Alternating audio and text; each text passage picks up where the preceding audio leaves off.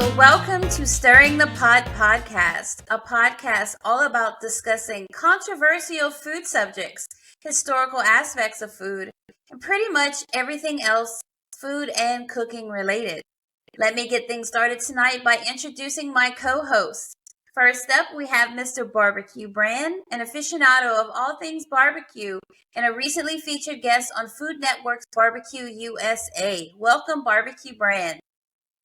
What's cooking, everybody? Let's get it rolling. Next up, we have Mr. Brandon D., a connoisseur of Louisiana and Southern cuisine and a self-proclaimed food science nerd. Welcome, Brandon. Thank you, everybody. Welcome to the show. Let's get it rolling. I am your host, KCP, a baking and cooking enthusiast and a lover of all Southern culture, history, and cuisine. Tonight's topic is all about the alternative cuts of pork for your next barbecue. From snout to tail, we cover it all to get you thinking outside of the box. How are you guys doing tonight? Oh, I'm doing good. Yeah.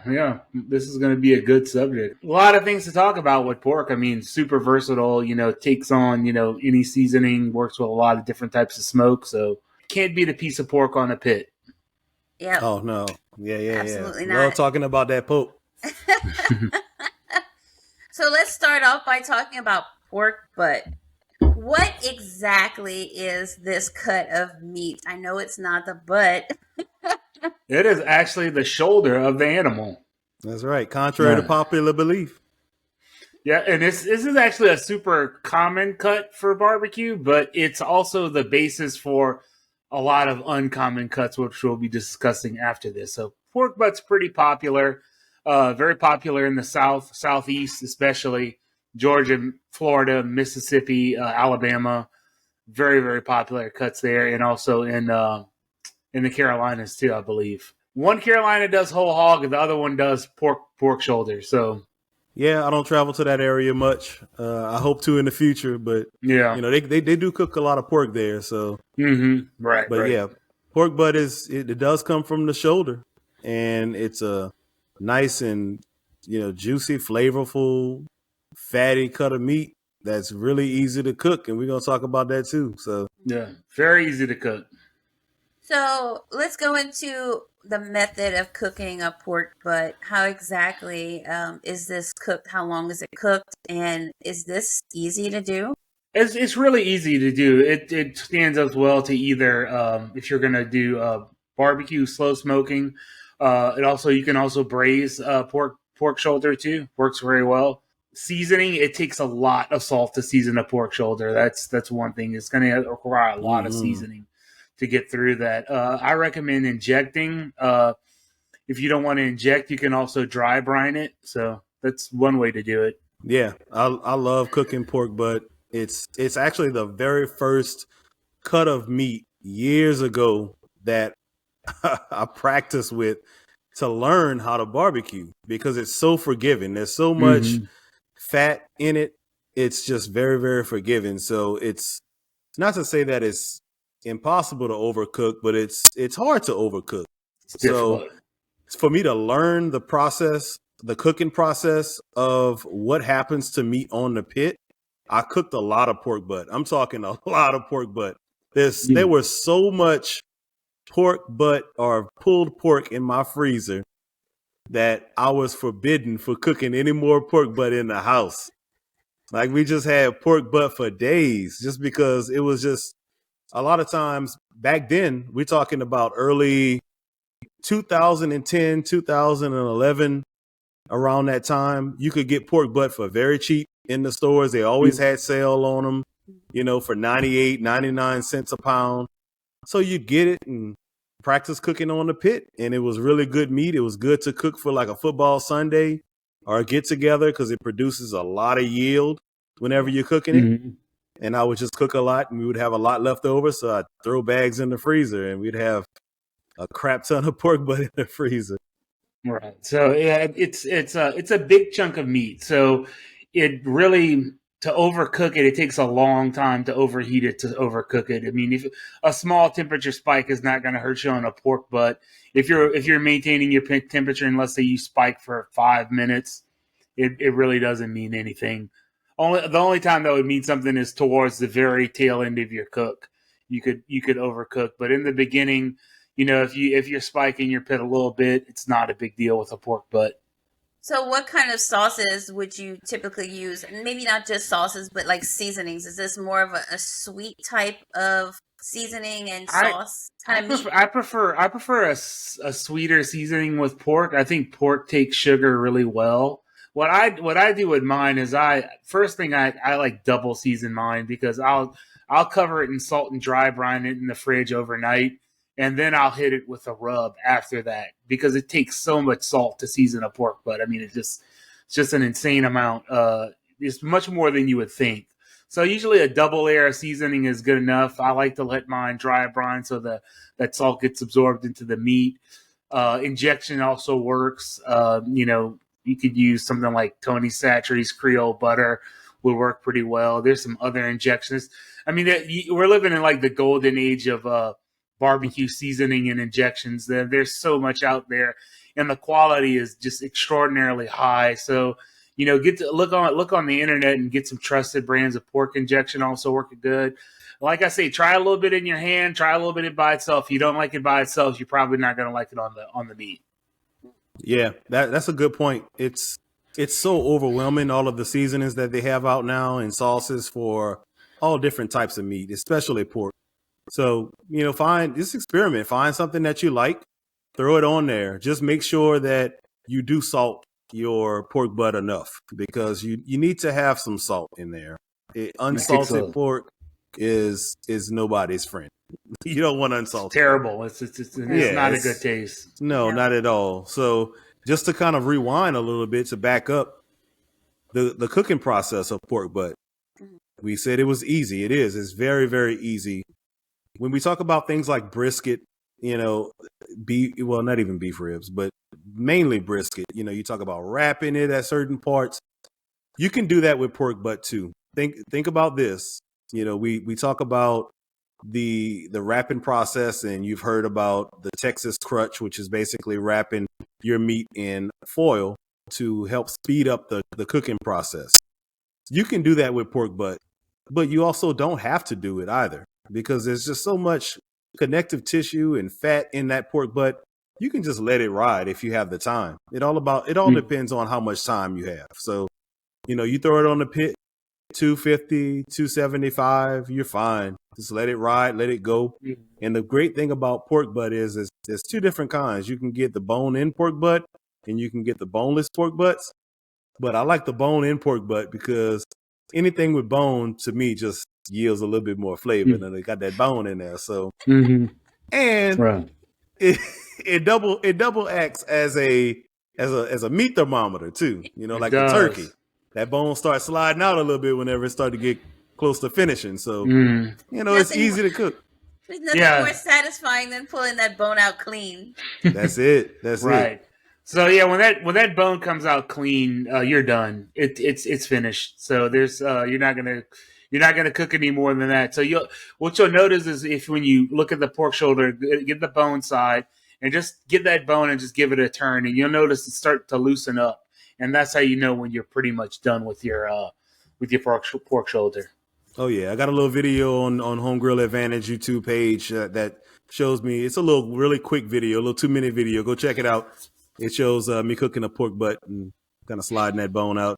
And there's also two shoulder cuts. There's the pork shoulder on the Boston butt, and then there's the picnic shoulder, which is also another good cut to smoke too. A lot of times, picnic shoulder will come with the skin on. So if you don't want that, you're going to have to remove it. Mm-hmm. So I have a question for you, Barbecue Brand. Is this cut something you do in barbecue competition? So the league that I'm in does not require the pork portion of it, which we do cook pork, but it's pork spare ribs. KCBS is a league that is, a little bit further on the east. Well, we have competitions down here too. We even have KCBS competitions in Texas. They do require that fourth meat, which is the pork butt. And there's all different types of things that you have to do to it for competition. But I don't cook it in the league that I'm in, but I will eventually have to because I will be, continue to advance myself in some other leagues. But I'm not cooking it right now. Right now, I'm just kind of doing some backyard Boston butts. Right. The pork shoulder competition in KCBS is probably the most complicated presentation for that because there's several different. There's the money muscle. There's another part I can't remember. You got your bacon with your bacon. They call the bacon. It's right under the fat cap, and then you have your tubes, which is on the other side. Mm-hmm. There's many different things that you can do as far as your presentation and things that you can hand in for your turn-in box. But yeah, it's very intense. It's very involved. It's probably the most involved meat that you do in competition. Wow. For something that's so easy to cook. Wow. Yeah, and I mean, and the cooking process is pretty simple for pork, but it's like Brandon said, 250 to 275. If you want to wrap it, that's also good. And please, if you wrap it, put it in the oven. Don't waste your time putting it back on the pit. You're just wasting charcoal or gas or whatever, or pellets. Just put it in the oven. You're not going to absorb any more smoke through that through foil. There's an argument about absorbing smoke through paper, but there's also you could over smoke something too, and that's also a danger. But just throw it in the oven. Wrap it. If you want to wrap it, add a little liquid, throw it in the oven, and leave it for like 6 hours. It usually a pork shoulder takes between 10 and 12 hours to do, from my experience. Yeah, there's a famous little saying out there by shout out Harry Sue, which is one of the winningest guys in barbecue history. He was on the original Pit Masters. He says BTU is BTU is BTU. So once you wrap something in foil, once you've gotten enough smoke on it, just throw it in the oven. Save your fuel, save your charcoal, save your pellets if you're cooking on a pellet smoker. Just throw it in the oven after you've wrapped it because there's just no need to really keep it on the pit at that point. Right, and I know, like you and me, Brandon, like we usually never are doing like one meat. We might be doing pork shoulder, and then we might be pulling off and putting on chicken or putting on ribs or doing something else. So pit space is valuable space to us. So if I can remove a pork shoulder and put it in the oven and just not worry about it, that gives me an opportunity to do other stuff. True words. Yes, indeed. Right. So let's move on to our second cut, the country style pork ribs, which is one of my favorite things. Which is cut from the pork shoulder. Yep. So pork shoulder is very versatile. I mean, most when you're talking sausages, like people making their own sausages, Italian sausage, whatever, bratwurst, most of it is ground pork shoulder because of the fat to meat ratio is just about right. It's between 75-25 and 80-20. Some can be a little bit leaner than the others. So pork shoulder is fatty, but it's also it's got a good bit of fat, but it's got a lot of connective tissue, and that's what really gives you that sticky gelatinous texture to it. So the country style pork ribs are cut from the pork butt. Yeah, the pork shoulder. So, what method of cooking do y'all think this is? Just regular barbecue? Like how do you prepare this? I think with country style ribs, you can do them a little hotter and a little faster. I don't think you need to slow smoke these. You most certainly can, but you can go a little hotter and faster because you don't. You want a little bit of chew to a country style rib, so I would go a little hotter and faster, and definitely don't overcook it because it's going to get real dry. Oh yeah, it's going to dry out and toughen up. Yes, yes, absolutely. Mm-hmm. Yeah, so you would just kind of sauce this kind of the same, like sweet, Yeah, it's sweet. I like my pork with a good bit of spice too. Yeah. So I like sweet and heat on pork because pork is so rich. I think the heat really helps balance the flavor of the pork, and the sweet gives you a nice, sweet, salty, and hot is going to work on pork shoulder or on any pork product. Well, pork is such a rich flavor too that you have to cut through that richness, or you won't be able to eat anything. Because I can remember when Brandon D moved into his apartment off of Westheimer here in Houston. We they had a barbecue restaurant nearby that said all you can eat pork ribs. Bad idea. We were like, we about to go. We about to hit it up. It was so underseasoned. Like 2 ribs in. I was like, oh, done. my stomach bubbling. Exactly. Yeah. Oh, no. And I was prepared. I was like, I am hungry. We've been working hard all day, moving up and down these stairs. I want some ribs. Nah, bruh.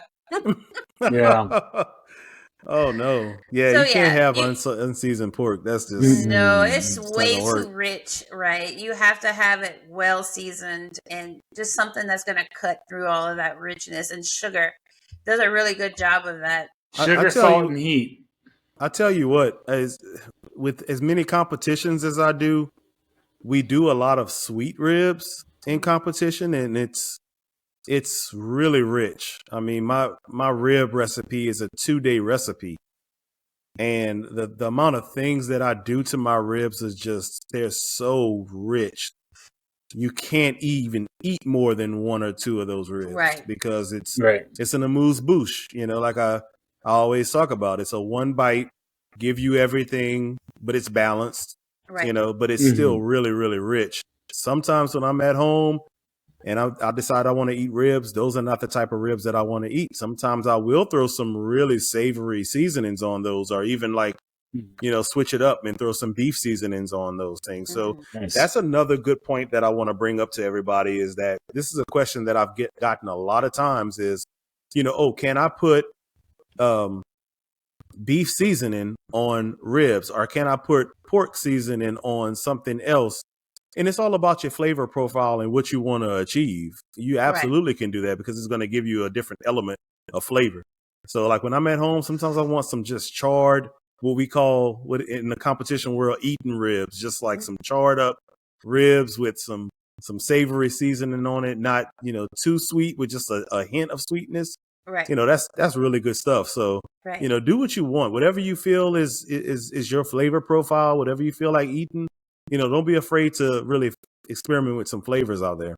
Right. And I've done, with pork, I've done Asian flavors too. I've done, satay seasoned, pork with, over smoke, and it came out actually really good. So there's no limit to what you can try with pork. Pork takes on a lot of seasonings anyway but the key is salt. It can never be undersalted. Oh yeah. You have to salt it. If you don't, we've all experienced this. You get like this metallic tastes like zinc. Yeah, like you rub the penny on that meat. Right. I remember a couple of years ago, Brandon, I think both of y'all came to that competition, and yeah, we did. I ended up not placing in ribs, and I went to taste first place ribs, and I was just like, man, something is off with these ribs. And I was like, what is that? And I could not place it. And Brandon tasted them, and at the very first taste, as soon as he tasted them, he said, "Oh, they're underseasoned." He's like, I'm getting this metallic taste in my mouth. He's like, they're bland. They're very underseasoned. That's what you're tasting, is you're not tasting. Right. Like, oh, okay. It just doesn't taste. It doesn't taste good. Underseasoned pork is terrible. It's a faint metallic taste, and it's just awful. That was Morgan City, right? Yeah, pork needs salt. Pork needs salt. I mean, you can enough salt, and you could just do some salt and pepper ribs, and they would be really good. Salt, pepper, and smoke is fine. Maybe a little garlic, but it's got to have salt on it. The salt is real key to pork. It's important, very, very important. No matter what cut that you are cooking, you need to salt your pork. Yeah. Mm-hmm. And if you can't handle a lot of salt, then I suggest you move on to another. Maybe choose another meat. Yeah. Maybe go with chicken. Right. Hashtag chicken thoughts. Yeah. There you go. Fish is always a good option for salt, because fish doesn't need a lot of salt. Actually, no. takes very little seasoning to salt fish. So if you're sensitive to salt, then choose a different protein. Heavier proteins require a lot of salt. Beef, pork, lamb all need a lot of seasoning. Yeah. So moving on to the next cut, my absolute favorite, pork steaks, that poke steak. Yes, and that is also... I miss that about Louisiana, man. Those Sunday dinners, you could just get those barbecue pork steak dinners. Oh, man. Yeah. This is actually another cut from the pork shoulder. Yep.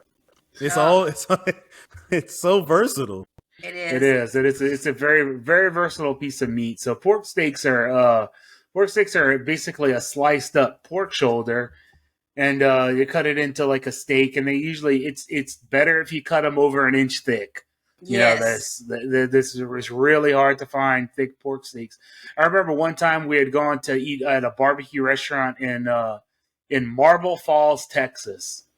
Oh yeah. And this was weird. They actually had pork steak at this restaurant in Marble Falls, and it was legit. They did it absolutely correct. It was it's not cooked like a pork butt to where it's fall apart tender. It's cooked like a pork chop. I mean, that's how you want to cook it. You want to cook it to where it maintains a little bit of its chew, but maintains a lot of its moisture. So you definitely don't want to overcook it. So a pork steak is like a hot and fast method, in my opinion. Mm-hmm. Like a steak. Yeah, it's right. Yeah, it's. I have a problem with some of the pork steaks around here locally in southern Louisiana, and here's where the controversy starts once again. People overcook pork steaks around here, and it's like chewing shoe leather. And the problem is that a lot of people around here have never had good barbecue. It's a problem that we run into, especially with competition. It is what it is. I said it. Yes. So people are just used to eating overcooked food. They're just used to that because that's the way that they grew up. And people overcook. They will cook the hell out of a pork steak. Yep. They will cook that thing until it's dead and gone and hanging out with the ancestors. Oh, yeah. Chilling at an Elvis concert, like dead. Stop overcooking that stuff, man. Like that's not good. Like just cook it properly, and it's gonna be. I'm all about a properly cooked pork steak. What is it? Just like 165 for pork steak? I don't even think you need to go that high. I mean, pork is generally safe at what 145 is what FDA says. I mean, you can. This is modern pork. So modern pork does not have trichinosis because they treat the pigs for that, and their feed is much cleaner. It's just the trichinosis came from actually what pigs were fed, which was generally pretty poor quality food. But now pigs have a different feed that it's an engineered feed. Food science. The right amount of protein and carbs for them, so they don't eat junk anymore. And in fact, I think they even eat like leftover waste. They eat leftover human food from like buffets and stuff. I know Las Vegas does that, where they feed the leftover food from the buffets to pigs. So pigs can eat anything. They can tolerate all kinds of food. Yeah, it's crazy. Yeah, they can. Oh Lord, well, Iberico pigs in Spain, they eat hazelnuts. Yeah. Hazelnuts. Yeah. Little bougie pigs. I know. They're like me if I was a pig. Yeah. Aiolis and hazelnuts. You gotta watch the other episodes to catch that reference. Yeah. Well, at $299 a pound for Iberico ham, I mean, they're getting their money's worth out of them. That's the one that comes with the little foot still attached, right? The black, it has to be the black Iberico pig. That's hilarious. You gotta source it, Mm-mm. So I think part of the problem with pork steaks is that, like we all said, they're not cut thick enough. So it's easy to overcook that, because here in Houston, if you do see a pork steak at HEB or wherever, it's not cut thick. It's thin. And we see a lot of pork chops cut like that too. And like, what is the point? I don't. Me personally, I prefer double cut pork chops. A double cut pork chop is much easier to cook. It's much more forgiving. You get a better product overall. A single cuts are okay, but like especially for frying, single cuts are better for frying. If you're frying pork chops, that's your thing. Double cuts for if you're grilling, double cuts. Please double cut pork chops. Yeah. So much better. But I for pork chops, I love the sous vide.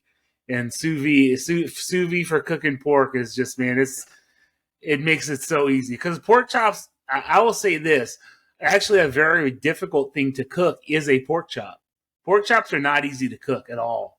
If you're talking grilled pork chops or baked pork chops, this is a fairly difficult cut because you're talking overcooked quick. You're not giving. It's a very, very small window for a pork chop. It's a difficult thing to cook correctly. Yep, that's right.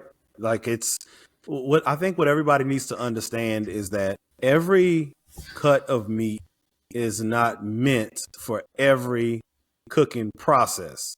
Correct. So if you have a very thin cut of meat, or if you have some meat that they don't have much meat to it, there's certain ways that you can cook that it will be good.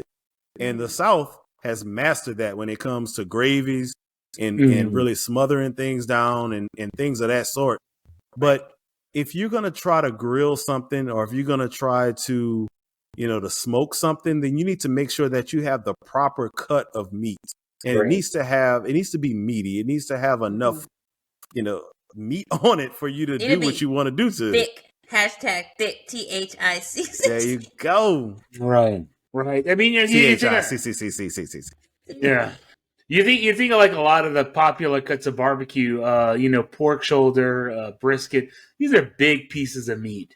And then you have like in Central Texas, you have like shoulder clod, massive piece of meat. So, these things, the slow cooking process really works well for these because they're just big chunks of meat.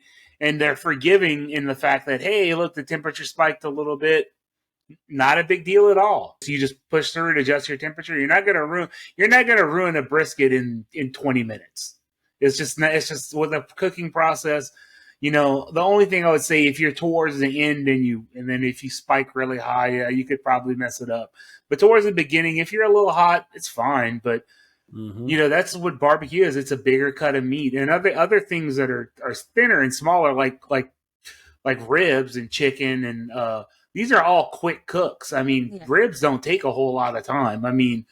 You're talking ribs are what, 3 hours? That's a fourth of the time it takes to do a pork shoulder. So right, it has to. You're right. It has to be the right cut of meat for the right cooking method. And pork steaks, if they're cut really thin, they're really quick grilling food. They're not. You don't have to cook this thing to death.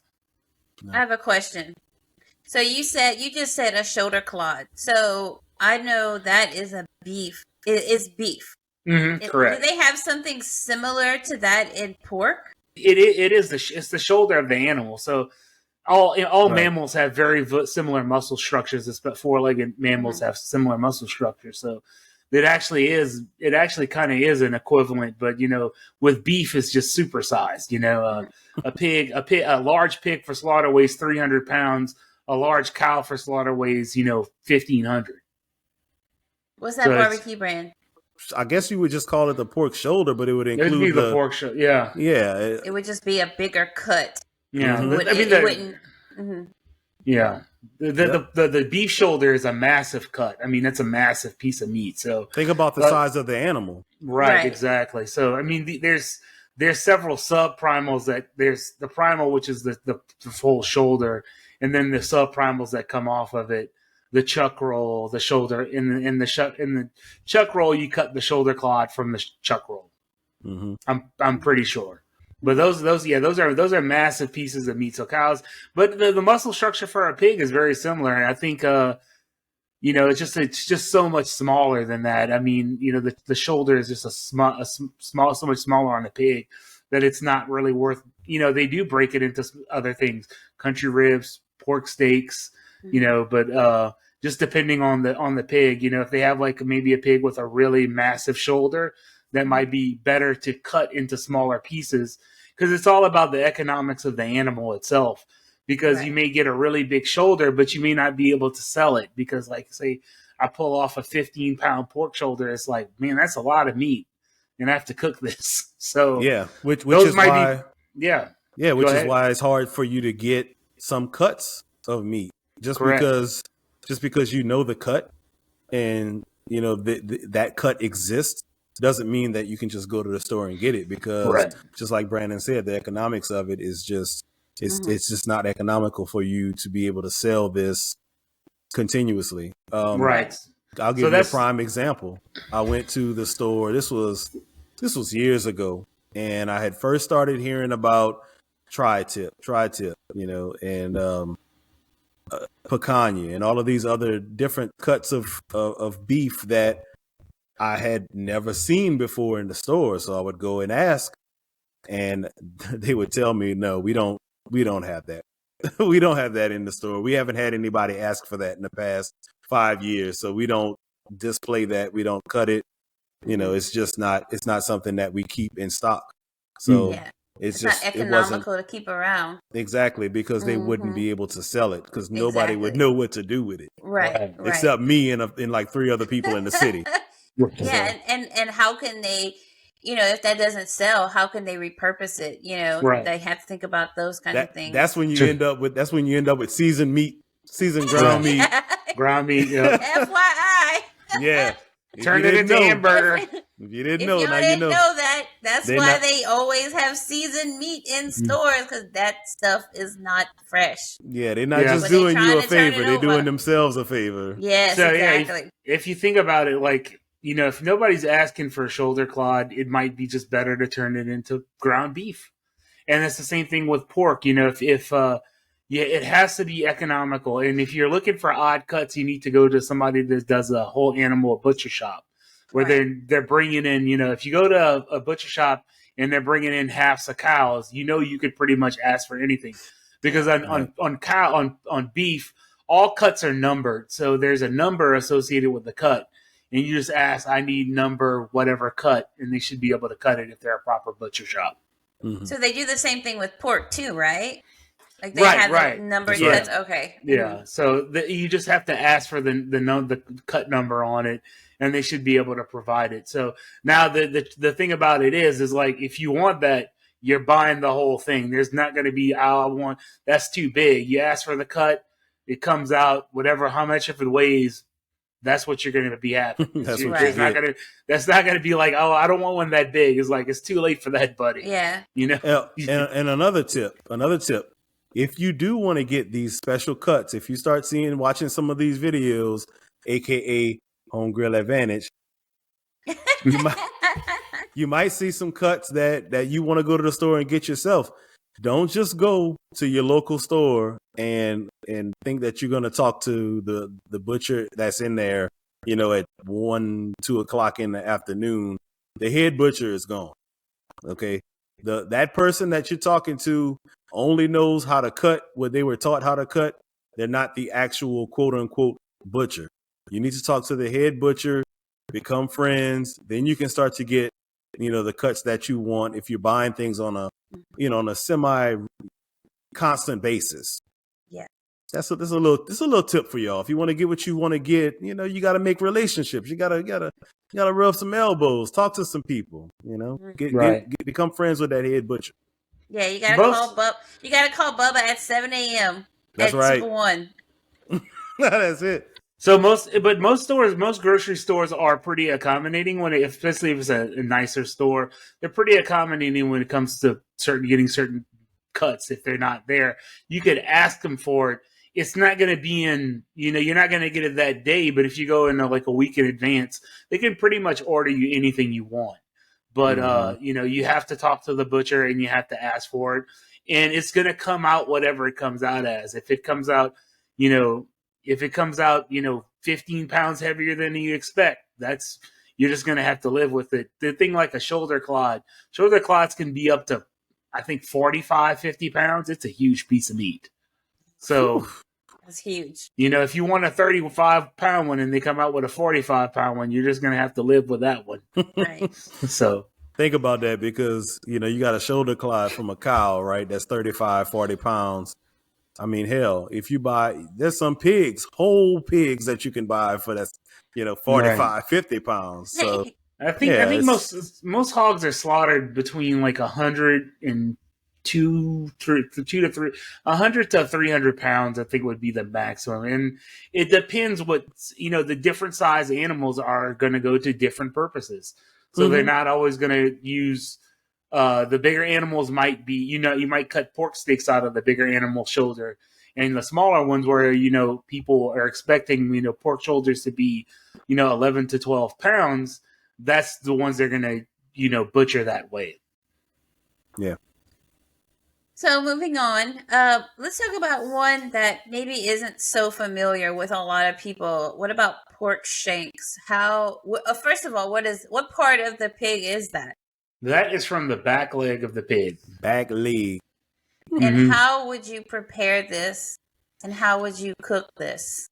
I would say pork shanks go really. You know, it's a fattier cut of meat, a lot of connective tissue. So long, slow cooking process. Definitely something that you could slow smoke or braise. Mm-hmm. I love shank cooked down. You know, some good shank cooked down, ossobuco. Or just braised, whatever the case may be. Right.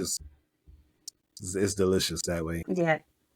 It's definitely something that you don't hear about very often. And it's definitely making its way around as being something more popular. Popular in Eastern European cultures too. Polish cuisine does pork shanks, and I've had that at a Polish restaurant, and it's pretty good. Right. But we're not talking barbecue. That's more like braised. Yeah, that's more prepared braised in the oven kind of thing. Most things with pork shanks, the more popular thing to do with pork shanks is to cut them into hocks and smoke them. Hey. Preserve meat for making like beans and other dishes, or, you know, white beans. Yeah. Whatever you. Yes, Lord. Whatever you want to put in it. So, you know, pork shanks is it's pretty uncommon for barbecue. I think that's only in the more recent years it's becoming more popular. I mean, but it makes sense. Once again, it's a cut of meat that's pretty tough, a lot of connective tissue, a lot of fat. Gotta cook for a long time. So it's gonna take on that smoke really well. So if you slow smoke it, it's gonna really, really come out well. Now, don't get me wrong, because I am barbecue brand, right?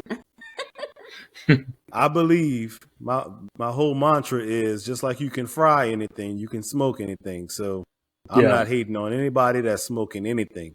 Put it on the smoker. So I'm all about it. I'm all about it. I'm just, you know, I just had to give my little piece on the trend. I'm sorry. I'm not down with some barbecue coon though. I hate to say that, but that's something you will never see touch my lips. Barbecue? No, I don't eat raccoon. Sorry. Neither do I. I know people who do.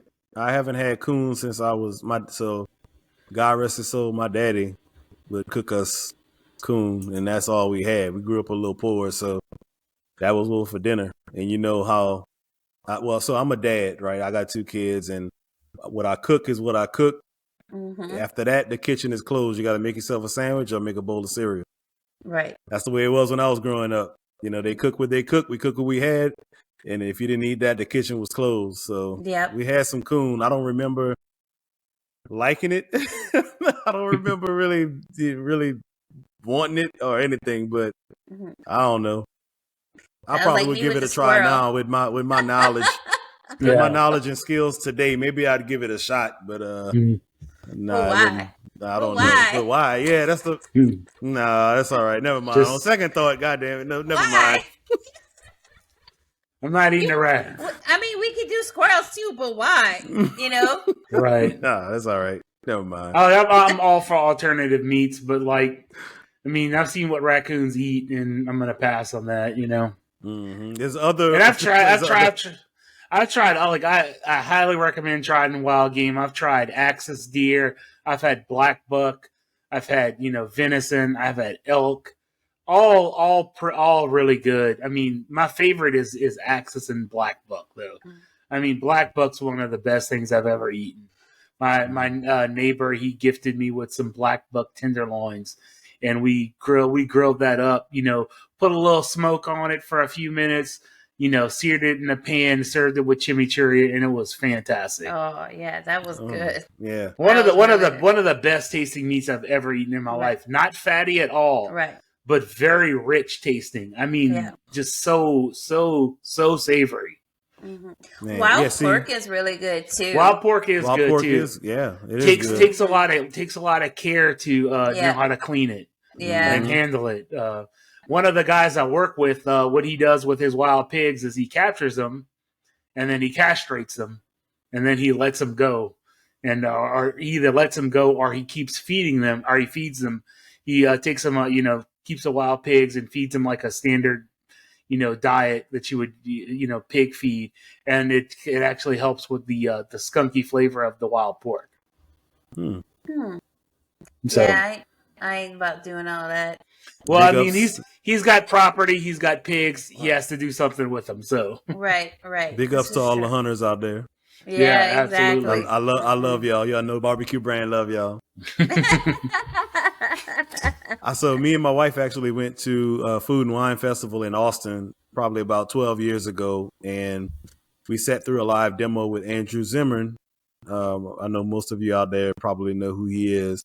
And he did a live demo in front of us on alternative proteins. And you got me thinking about that because he basically butchered a lamb in front of us and taught us about all the different parts of lamb. And he cooked some while he was there too, got us to taste it. So that was pretty awesome. So it made me think that, there are alternative proteins out there, but we need to continue to go up the ladder, not down the rungs of the ladder. So let's go ahead and leave them coons alone and them squirrels. Right. Look, ain't nobody starving. But when we do, we know how to cook them, but we don't need to do that right now. Yeah. I wish lamb was more popular in the U.S. because it's really an economical meat to raise. They eat grass, like you say. Oh, it's grass-fed lamb. Pretty much all lamb is grass-fed. I mean, that's the whole purpose of them. You don't have to give them feed. So, I wish lamb was more popular because it's actually a really economical, more environmentally friendly meat to grow. That price looks popular. Right. The price, they don't give it away, man. They don't. No, they don't. I mean, in places like Australia where lamb is more common than beef, it's much more affordable. Mm-hmm. Yeah, I love lamb. Oh man, I love lamb. Yeah, I like the tiny little lamb chops. Oh so yeah. cute. Oh, those are the best. Oh man. Lord, yeah. The little T-bones. Oh, yeah. Shout out my sister Janie Romafanger. She cooks lamb chops like nobody's business. She makes a nice little homemade chimichurri with it, and nice, it's so good. She has a great recipe for them. And God, dog, she hadn't made those in a long time. Matter of fact, I'll be there this weekend. I'm gonna have to talk to Janie about that. Run by Costco and just bring some over, man. Right. those just little, slide them on the counter, like just brought this for you. No. I'm not saying you have to cook these, but I brought them for you to cook. They're here. Yeah. What else we gonna do with them? Hey, I mean, that's one of my favorites. So moving on, let's talk about pork loin. Oh man, pork loin's man. You talk about this one. Pork loin is challenging because it overcooks very quickly. I mean, you have to treat pork loin like you would treat a chicken breast. It's lean. Mm-hmm. It's got about the same amount of fat as a chicken breast, and it overcooks in a very, very narrow cooking window. You have to have a thermometer, and you must consider the carryover cook with pork loin. Yeah. Again, sous vide. If you have one, use it. If you don't have one, go buy one and use it because that'll really help you with pork loin too, especially if you're just starting off cooking them and you don't want to overcook them. Mm-hmm. It's a great way to get it to that internal temperature and then kind of sear them off if you want to create that little crust on the outside and you're good to go. And the trick is what you can do if you're worried about, well, I want some smoke flavor, but I want to sous vide this. You could smoke butter and then put that butter with your pork loin and cook it, or smoke some type of fat or some type of vegetable. You could smoke onions. You could put those in there and sous vide it with some smoked onions, and it would be fantastic. And you would get that smoke flavor in it. Yeah, that's something I've been doing for a long time. So Home Grill Advantage was started by really wanting to just smoke everything. I wanted to be able to incorporate smoke as an ingredient, not as the main component of dishes. So I experimented a lot with smoking ingredients that goes towards dishes or that are a part of dishes. So man, you can really smoke anything and just kind of add that into your dish just as like it's a little razzle dazzle in there, you know. It's good to go. Yeah, smoking butter or smoking some vegetables or something and throwing it in there with your sous vide pouch. It's a great way to incorporate smoke. Right. Onion, A safe way to not ruin your pork loin or pork Yeah, chops at that. Yeah. and onions take on smoke really well too. Mm-hmm. So yeah. Moisture and fat will take on smoke really well. Oh yeah, for sure. But also for pork loin, I know people that smoke pork loin, just straight up smoke it. A lot of people brine it. They'll put it in a brine, you know, for to help retain some of that moisture. But it's really a quick cooking process. I mean, at 250, you believe it or not, that you could have a huge pork loin. That thing could be done in an hour. Easy. Oh yeah, very much so. So yeah. I would pull it at, I'd pull it at like probably 140, 141. As soon as it hits that, it would come off. It's going to carry over cook to probably over 145 degrees. Never underestimate the carryover cook. No, you will rise, especially depending on the size of your dish or the size of your meat. Mm-hmm. Yeah, that carryover temperature will rise on you a good 5 or 6 degrees sometimes. So right. Yeah, pull it a little early, you'll be fine. Absolutely. And pork loin is one of those things that you can get it for fairly cheap. They That's put them on good sale price. a lot. Actually, I just bought one in preparation for our Oktoberfest party this weekend. Whoop, whoop. Oh Yeah. man, that's $1.89 a pound. I was like, okay, Now you go time grab out. this.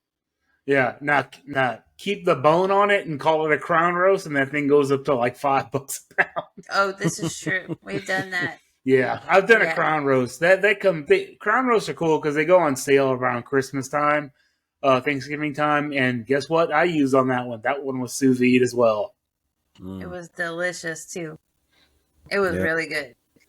So yeah, pork loin is definitely one of those things you have to kind of baby it because it will overcook and you will be really sad and your jaw will hurt for a while. It's just tricky.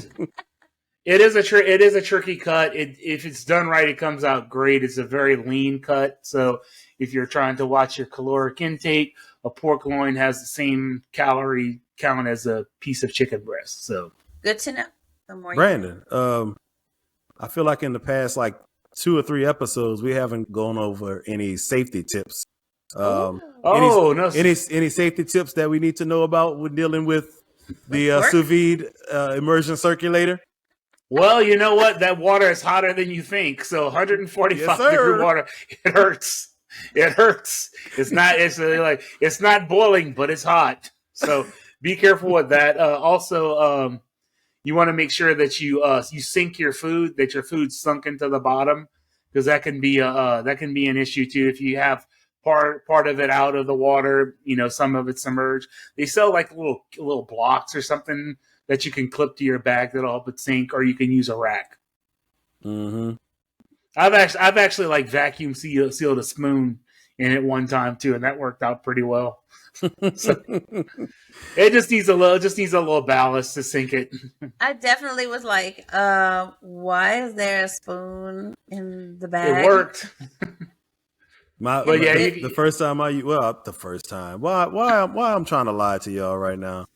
My stuff is ghetto fabulous, so whenever I put my bag in the bucket or whatever I'm using for the sous vide, I will use some paper clips to clip the bag to the side.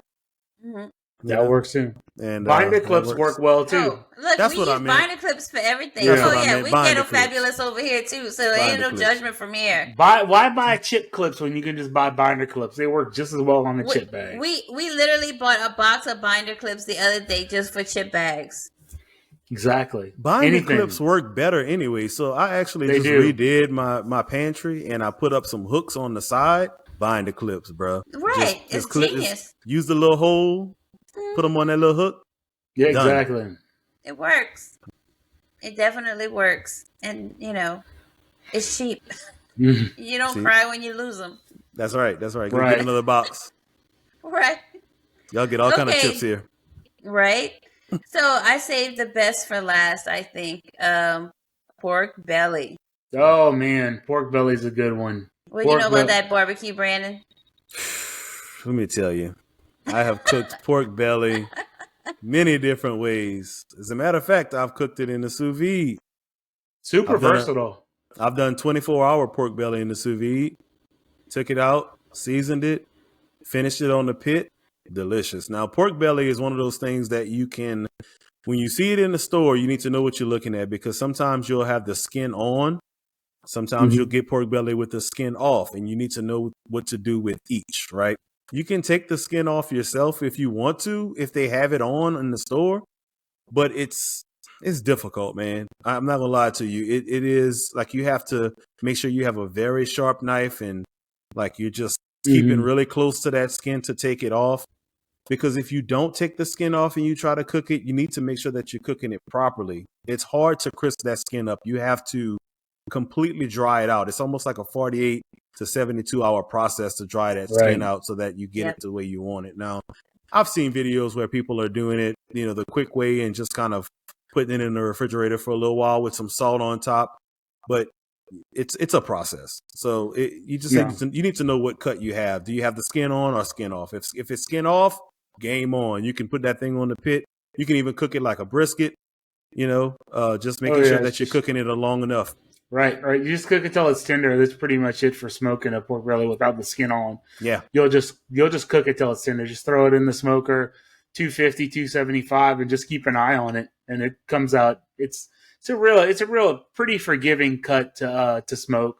I'd say the skin is tricky though.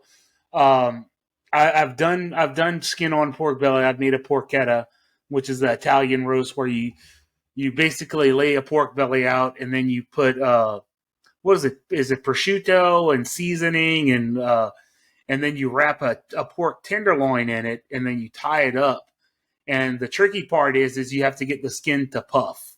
So you want to make the crispy skin. So what I had to do was I had to make my porchetta roll. I had to tie it up and then I had to salt it and I had to leave it in the refrigerator for 24 hours. That's right. And that'll dry it out. So, and then I baked it for a certain period of time till it reached an internal temperature. And then I brushed it with oil and then used my higher setting on my oven to puff the skin on it. It was a little tricky, but it came out really good. Pennies and all. Yeah, well, yeah. You need that's the thing when you're doing it. Did have the nipples on it. This is correct. But I needed a whole pork belly. I had to go get a whole one because I needed one that was massive. So I'm like, well, I got to get a whole one. I mean, you see people make the porchetta I made was huge, and by Italian standards, that would be small. They're usually twice the size of what the one I made, which was probably about 6-7 pounds, I'd say. So these things get huge. So, but it's a little tricky of a cook, and you got to get a whole one. You got to get it with skin, and it was. I had to go find it.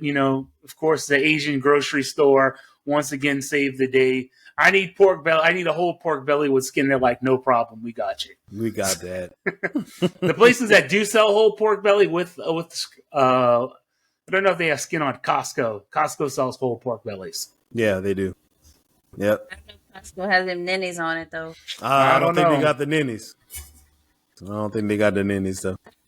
The skin is real. The skin's a little tricky, but you just gotta follow. You just have to follow a process. There's no shortcutting it. The skin has to be dry, so you have to get that skin dry. And I think what I did was I had to dry the skin out, and I had to poke very shallow holes. Yep. In the skin. That's right. Out. Many holes in that skin. Well, and then salt it would.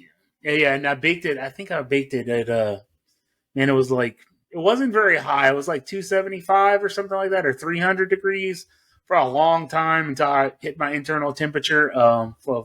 And then after that, I had to take it out and I brushed the oil on it, and then put it back in high and puffed the skin and almost burned it because it happened pretty quick. It was very fast. I mean, you're talking it's going to be done in less than 3 minutes. So yeah, I puffed the skin up and it came out good. It was crispy, and you have to cut it with a bread knife. Just another hint right there. It has to be a serrated knife to cut it, but it came out really good. It's just you just have to be very deliberate in the steps. And actually, I wasn't a huge fan of the tenderloin inside it. I thought the tenderloin was too big. To be honest with you, I thought it was it was maybe a little bit too big for it. So I think the next time I do it, I might cut the money muscle out of a pork shoulder and try it with that. So, because that gives you a nice round shape, and that's a little bit more forgiving on the cook process, a little bit more fat, a little bit more fat in it. But I still was pretty happy how it came out. So, with the pork belly, do we sauce this and season this the same way like the rest of the pork? Does it follow the same suit? It's just got to be salty, But pretty much. Pork belly, is gonna take a lot of salt because it has a lot of fat. Right. Mm-hmm. It's a lot more rich too. And you really want to be careful picking a pork belly because the pork belly, a leaner pork belly is better. Is going to be a better pork belly. You don't want a pork belly with too much fat on it. Otherwise, it's just too much. Yeah, I've taken pork belly and I've smoked it. I've put it in I've cooked it in a sous vide multiple times. I've cut it up into cubes and made pork belly burn ends. If you're all familiar with the burn ends on a brisket, I've done that with pork belly, and that comes out really good too. You just have to make sure you cook that properly. Reach out to me if you want to know how to do that, or any of these recipes that we've been talking about, or any of these cooks that we've been talking about on the podcast. Reach out to us; we'll be able to give it to you. But yeah, pork belly is really, really good. It's really rich. It's really fatty, but it's delicious. It's really delicious. You can even cook pork belly like a pulled pork, like a Boston butt. Mm-hmm. It's gonna taste like a more rich version of pulled pork. It's just really good. Now that we mentioned one of our favorite ways to cook pork belly is cracklings. Oh, how did we forget that?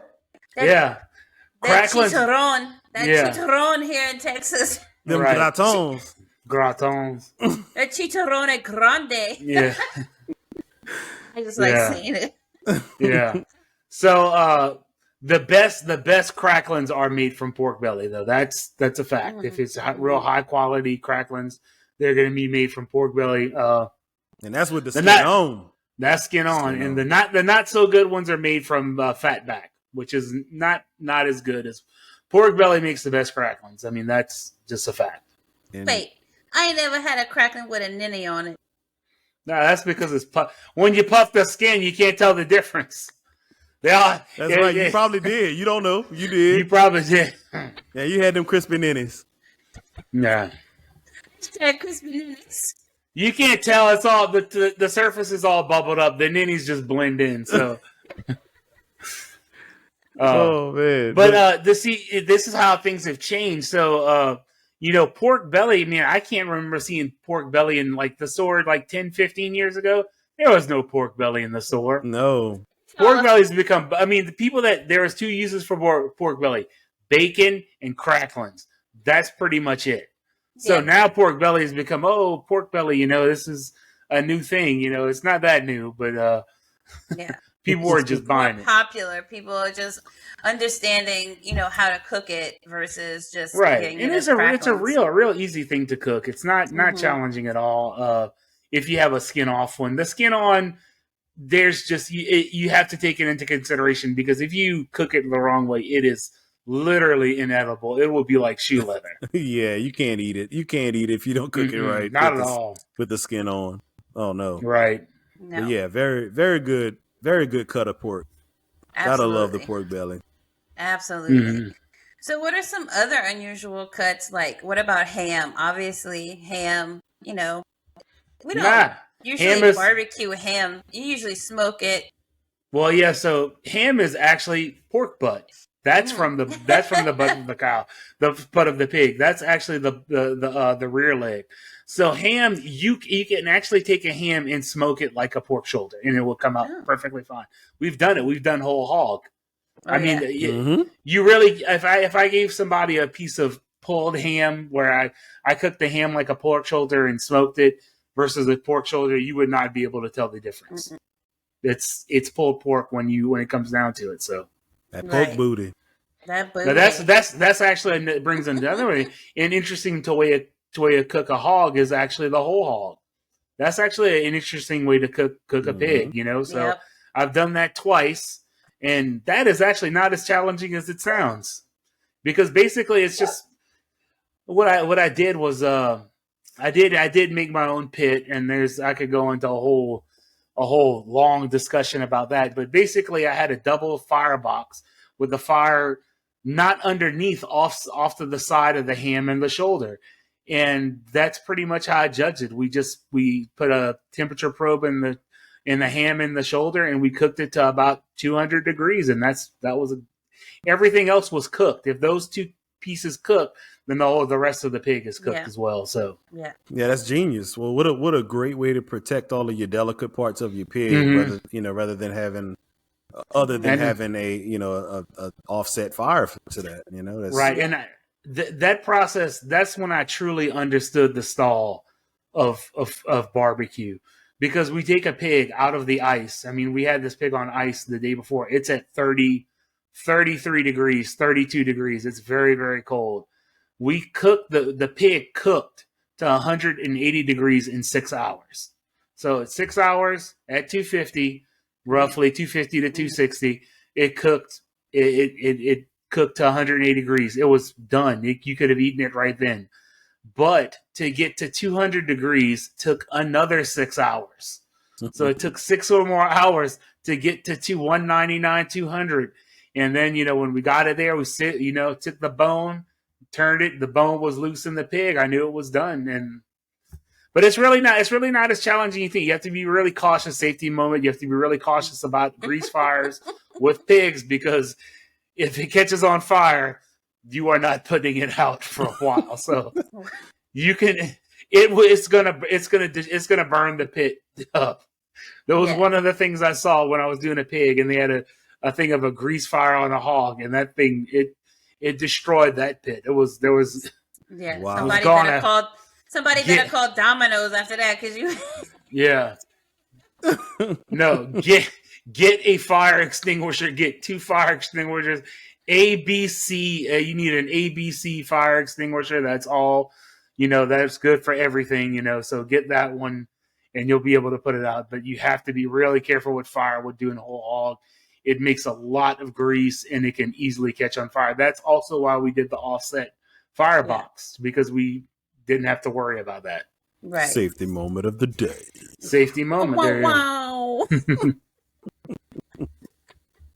And if anyone out there has ever stayed at my house and has had the pleasure of staying in our little cottage in the backyard, there's been a pig in that shower. There certainly was. That whole hog was in the shower. Like that pig and about 30 bags of ice. This is true. Southern things you just wouldn't understand if you just. Because bottom line is, we were not buying an ice chest big enough to hold a whole pig. That pig was like 100 pounds. I don't think there was an ice chest big enough to hold that pig. See?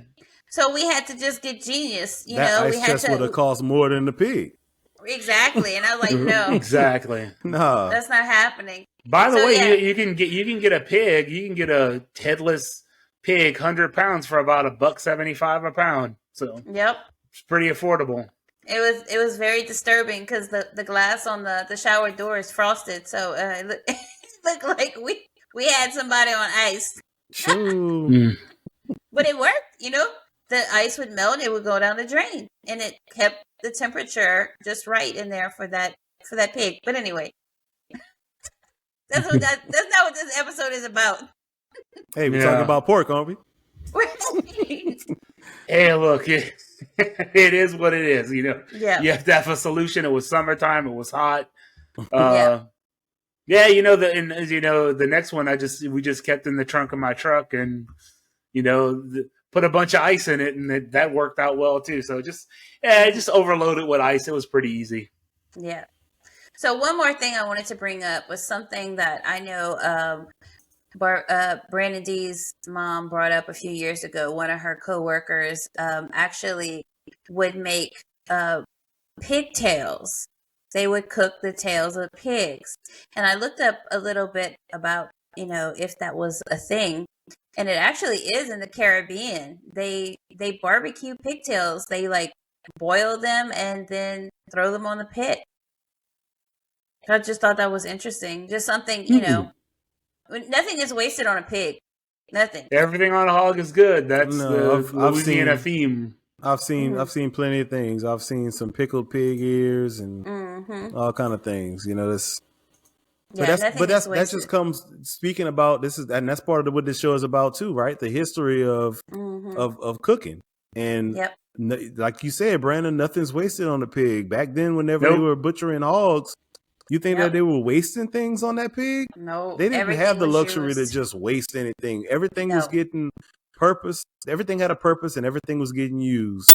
So they found a way to make it happen. Think about the resources and the knowledge of just being able to take an animal and show to me, especially in the hunters out there are going to understand what I'm saying. Just to be able to show respect enough to an animal to be able to use the entire animal. Exactly. That's something to be said about that. And big ups to all of y'all that really came up with these things.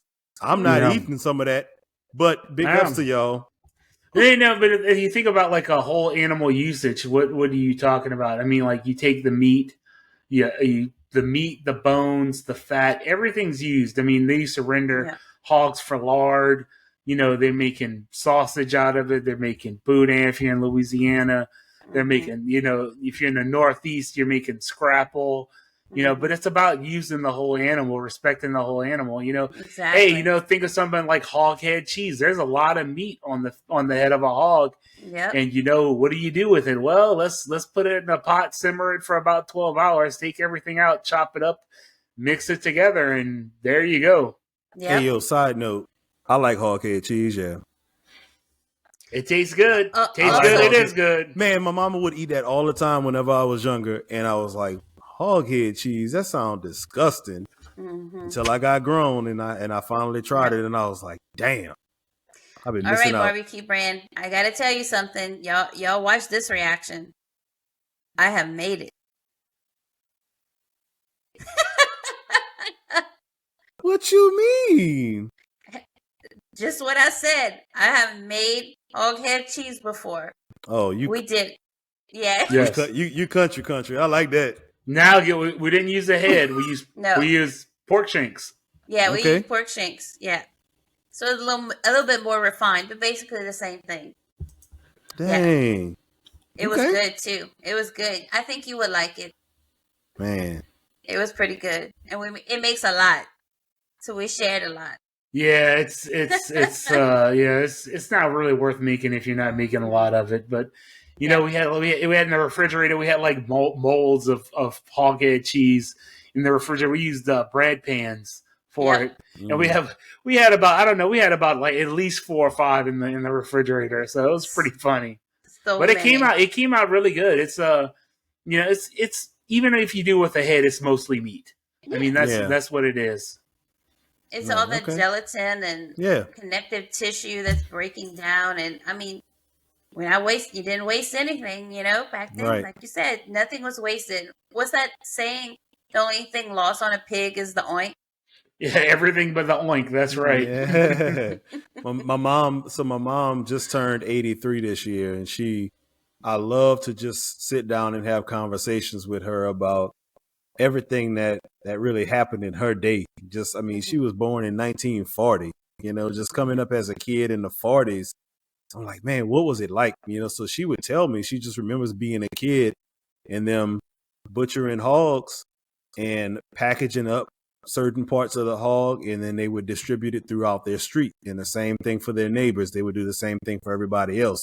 So it was just always, it was a true neighborhood camaraderie, family type environment. And I'm like, wow, like a real community. Yes. Think about how much is lost these days on just, you're not even talking to your neighbor sometimes. And back then you were feeding your neighbor, like legitimately making sure that everybody was good, like that's pretty it's a different time. It's amazing to hear stories like that. If you get a chance to sit down with your mom or your grandmama or your great granny, ask these questions, because it'll give you a different perspective on life, not just food, especially food, because they thought about things differently back then, and it'll give you some perspective on how you think about food, but just life in general, just hearing things like that. Exactly. It definitely gives you a whole different perspective of things. So, with that being said, I'm going to give our little end quote of the night. This comes from Anthony Bourdain, R.I.P. Yeah. Legend. One of the culinary gods of our time. So he said, barbecue may not be the road to world peace, but it's a start. There you go. I agree with that. So I want to thank everyone for tuning in tonight. Please subscribe, please like, please comment if you guys have any ideas for us, if you have any questions, if you just want to, I don't know, get a recipe from us or something. Just let us know. We love to interact with you guys. So until next time, keep stirring the pot. Later, guys. Have a good night. Peace.